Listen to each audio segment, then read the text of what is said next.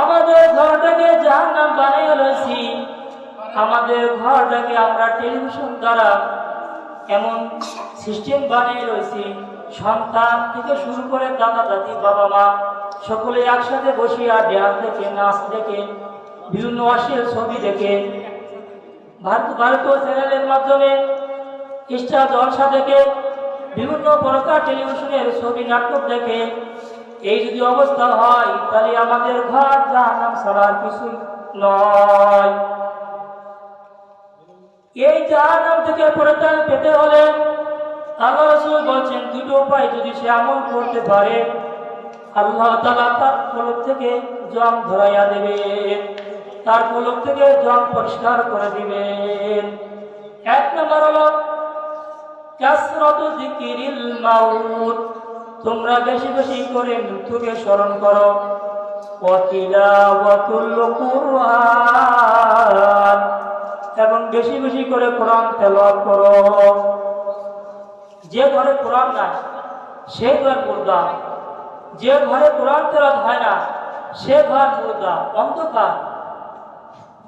যদি ঘরের ভিতর আলো জ্বালানো না থাকে ওই ঘর কিন্তু অন্ধকার থাকবে। ওই অন্ধকার ঘরকে জ্বালানোর জন্য আপনার লাইট প্রয়োজন আছে। এমন করিয়া আপনার আমার দিলকে আলো বাতি জ্বালানোর জন্য কোরআন তেলাওয়াত জিকির প্রয়োজন আছে। যারা আমরা কোরআন তেলাওয়াত জিকির করতে পারবো না ওই অন্তরটা মুর্দা হয়ে যাবে, অন্ধকার ঘরের মতো হয়ে যাবে। এই জন্য আমরা বেশি বেশি করে কোরআন তেলাওয়াত করব, জিকির আজকার করব। আল্লাহ রাসূল সাল্লাল্লাহু আলাইহি সাল্লাম আরো দুটি উপায় আমাদের জন্য বাতলাই দিয়েছেন। আল্লাহর হাবিব সাল্লাল্লাহু আলাইহি সাল্লাম বলেছেন যে তোমাদের মধ্যে দুটি উপদেশদাতা আমি রাখিয়া দিলাম। এক নম্বর হলো একটি কথা বলে, দুই নম্বর চুপ থাকে। আল্লাহর হাবিব সাল্লাল্লাহু আলাইহি সাল্লাম বলেছেন আমি তোমাদের জন্য দুটি উপদেশ দিয়ে গেলাম। এক নম্বর একটি কথা বলে, দুই নম্বর চুপ থাকে। সুবহানাল্লাহ। তাহলে এক নম্বরে কি কথা বলে? আল্লাহ রাসূল সাল্লাল্লাহু আলাইহি সাল্লাম বলেন কোরআন তেলাওয়াত হলো কথা বলে। যে কেউ চায় কোরআন তেলাওয়াত করতে চায় সেজন্য আল্লাহর সাথে কথা বলল। সুবহানাল্লাহ।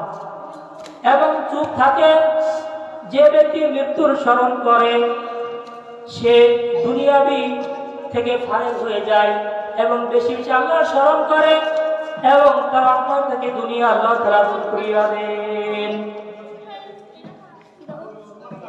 বাদশাহ হারুনের সাথে একটি ঘটনা না বললে নাই।